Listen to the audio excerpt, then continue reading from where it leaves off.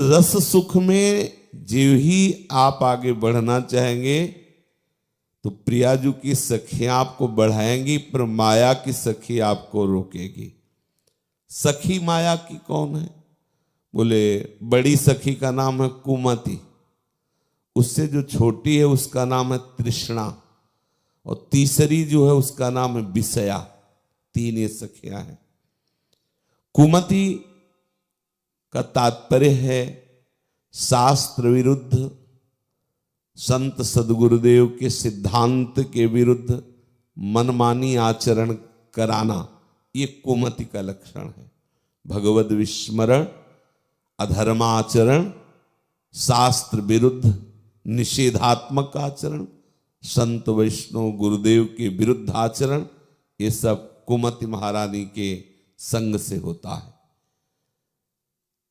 कुमति का जब हृदय में प्रभाव बढ़ता है तो विपत्ति, दुख, नाना प्रकार की अशांति और नरक आदि, पुनरपि जननम पुनरपि मरणम पुनरपि जननी जठरे शयनम, ये कुमति के प्रभाव से होता है। तौर कुमति बसी विपरीता, मंदोदरी जी रावण से कहते हैं तौर कुमति बसी विपरीता। तुम्हारे हृदय में प्रीतम कुमति वास कर गई, इसलिए तुम ना तो मेरी बात मानते हो और ना अपने अनुज विभीषण की बात मानते हो। जो संत वैष्णव शास्त्र सदगुरुदेव की बात न मानने दे और मन मानी आचरण करावे, उसका नाम है कुमति। और जो शास्त्र सदगुरुदेव के अधीन होकर चलने के लिए आपको विवश कर दे, उसका नाम सुमति है। तो जहां सुमतितः संपत्ति नाना, जहां कुमतितः विपत्ति, नाना प्रकार की विपत्तियां उसको घेर लेती है जहां कुमति होती है। कुमति का सीधा परिचय है भगवद विस्मरण करा के नाम रूप लीला संसार का जो है ये सत्य भासना, ये व्यक्तित्व, ये समाज का अस्तित्व, भोगों का अस्तित्व, ये सत्य भासना एक कुमति का लक्षण है। और ये सब स्वाप्निक है। सत्य है तो सच्चिदानंद प्रभु का नाम रूप लीला धाम, ये सत्य है अर्थात सब। तो ये सुमति का है। सुंदरमति, सुमति जो भगवत आराधन में लगावे, जो परहित की भावना में लगाए, जो शास्त्र विधान से चलावे, जो गुरु आज्ञा में रखे। दूसरी माया की सखी तृष्णा। तृष्णा ये भोगे हुए विषय को बार बार भोगने की इच्छा, ये माया की बहन है। पहली ये कुमति जो बहुत ही परमार्थ से दूर कर देती है। जिसके हृदय में ये माया की सखी आई कुमति, टिक नहीं सकता। ओ कुत्सितवाद विकारहि परधन, सुन सुख मंद परति बंचु, जिसे छोड़ने के लिए महाप्रभु कहते हैं उन्हीं में उसकी रति होती है। इसी का नाम कुमति है। गंदी बातें करना, प्रपंच की बातें करना, निंदा में उससे सुख आना, गंदे गंदे आचरण करना, शास्त्र विरुद्ध आचरण, पूर्णतया परमार्थ पथ से बहुत दूर रखती है, उसका नाम है कुमति। कभी वो भले संतों के समाज के बीच में बैठा दिखाई दे, लेकिन कुमतिवान कभी परमार्थ का पथिक नहीं हो सकता। पक्का समझ लेना। अगर वो संयोग वसात सत्संग में भी हो तो अपना ही असर उनका होगा। वो सत्संग भी उनके ऊपर काम नहीं करेगा, वो अपने ही स्वभाव में रहेंगे, क्योंकि कुमति विराजमान है।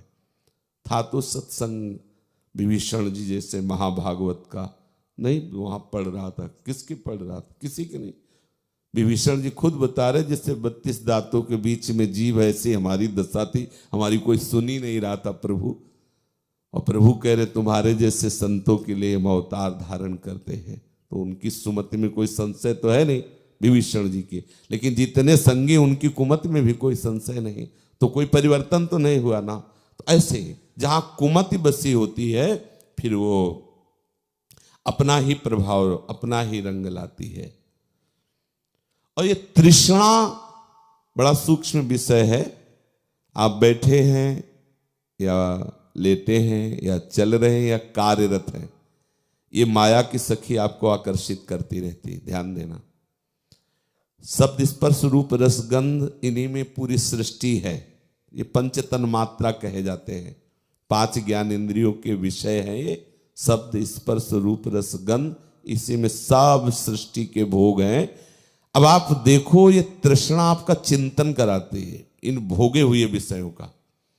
वो परसों पाया था ना वो चटनी और वो आज फिर हो ना ऐसा, है माला चल रहा है, ओ कहे की चटनी हो, काहे का हो समोसा हो, का ये तृष्णा।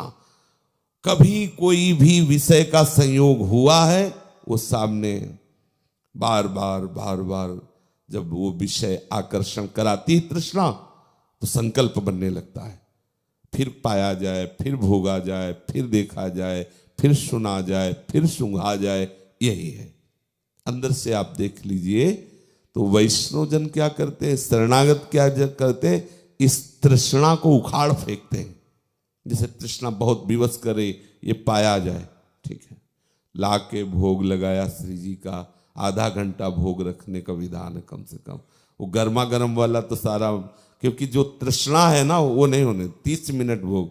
अब मान लो गर्म जलेबी है तो बोले जय बोल के पालो, ले जय ले बोल, भोग लगा रहा है श्री जी, बड़ा चालबाज मन है। हाँ बोले जय बोलो, बस ऐसे दिखा दो, क्यों दिखा दे, तुम देख लो, चलो जाओ। जैसे मन है ना, जिसे कहते हैं दिखा दो, हाँ ठीक है, तो अगर दिखाने से काम चल जाता है इधर से, तो इधर से भी चल जाता है। देख लीजिए आप, वो देख लिया, हाँ चलो बांट दो, खत्म किया, नहीं मिलेगा। पाना है तो पवाना है, दिखाना है तो देखना है, सिर्फ बांट देना है, पाना नहीं। नियम देख लो, श्री जी को दिखा दो तो फिर तुम भी दर्शन कर लो, दर्शन का आनंद लो और बांट दो। और अगर पाना है तो श्री जी को भोग पधराओ और 1-2 पद गाओ, मंजीरा बजा के, ताली बजा के 2 पद सुनाओ, कम से कम 20-25 मिनट। और इसके बाद हर प्रसाद का विधान है, अकेले प्रसाद नहीं पाना चाहिए। श्री जी को जो भोग लगा है, अगर कोई ना हो आपकी कुटिया में, तो भी आप कुछ हिस्सा निकाल करके एक दोने पे रख दीजिए, चाहे आप महाधुकरी ही क्यों ना पाते हो, और उससे वृंदावन के पक्षी हैं, ऐसा हमने सदगुरुदेव भगवान को भी देखा, बंदर है, पक्षी है, गाय है, कोई उसको वितरित कर दो। कुछ भी जो भी हमें श्री जी ने दिया है, उसका कुछ हिस्सा ये जरूर करना। आप जिस मकान में रहते हो, छत में जाकर के डाल दिया तो कुछ पक्षी आदि, बंदर आदि पालेंगे। प्रसाद से बांटना भी चाहिए। ऐसा आपको कोई भी तृष्णा, किसी भी विषय की तृष्णा परास्त नहीं कर सकती। जो तृष्णा श्री जी को समर्पित नहीं हो सकती, ऐसी का चूंकि पहली सखी नहीं कुमति, तो दूसरी सखी तृष्णा अधिकार कर नहीं पाएगी। अगर पहली बड़ी का आगमन हो चुका है तो छोटी को निकाल नहीं सकते।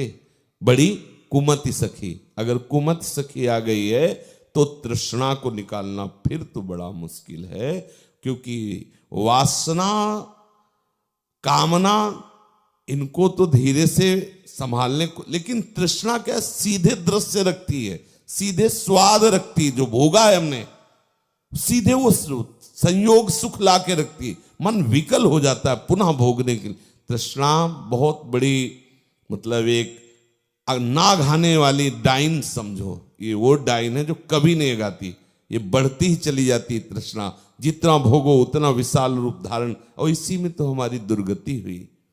जब तक तृष्णा नाम में, रूप में, लीला धाम में नहीं लगती, तब तक ये मिटती नहीं। तृष्णा हरिवंश सुजस रस लंपट, इस तृष्णा को मिटाना होगा। समझ रहे? बैठे बैठे तृष्णा का मनन क्या होता है?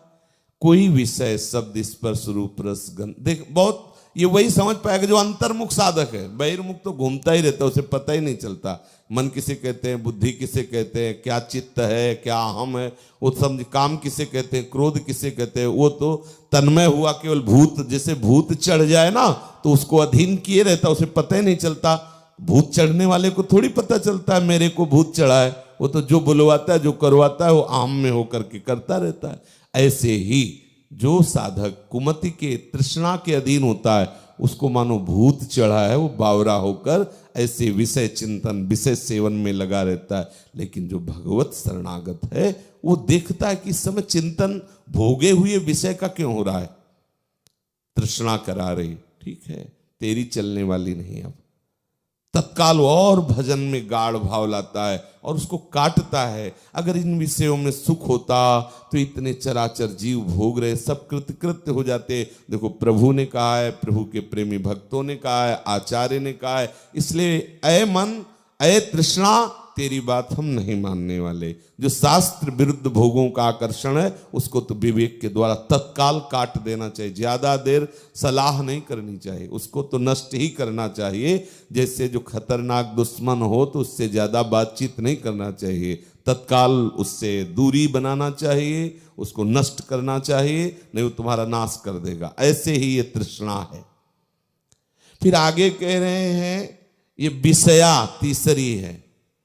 विषय सामने आए, भोगा नहीं है, सुना है, देखा है, उनका आकर्षण। तृष्णा भोगे हुए विषय का आकर्षण। मुख्य है कुमति। मुझे लगता है कि ये विषय आकर्षण, कामना और तृष्णा ये कुमति में ही रहते हैं। अगर कुमति ना हो, सुमतिवान में कभी कभी कुसंगवशात भोजन गलत होने के या दृश्य गलत होने के थोड़ा न थोड़ा कोई कुसंग होता है तो ये तृष्णा कामना जागृत हो जाती। पर अगर कुमति है तो इनका प्रभाव रहेगा, कुमति नहीं है तो इनका प्रभाव नहीं रहेगा। हर समय हम सुमति में रहें, इसका तात्पर्य है हर समय प्रिया प्रीतम के स्मरण में रहें। समझ रहे? माया की 3 सगी सखियां हैं, इनके बिना ये कुछ नहीं कर पाएगी। कुमति, तृष्णा और विषयाश अर्थात विषय भोगों की कामना। कामना सुने हुए देखे हुए भोगों को भोगने की इच्छा, तृष्णा भोगे हुए भोगों को भोगने की इच्छा, और कुमति शास्त्र विरुद्ध गुरु आज्ञा के विमुख संत विरुद्ध आचरण में उत्साह प्रदान करने वाली, उसका नाम कुमति है। कुमति से, तृष्णा से, विषयाशक्ति, कामना से अपने आप को बचाकर प्यारे जू की पद्धति से प्यारी जू की आराधना करें।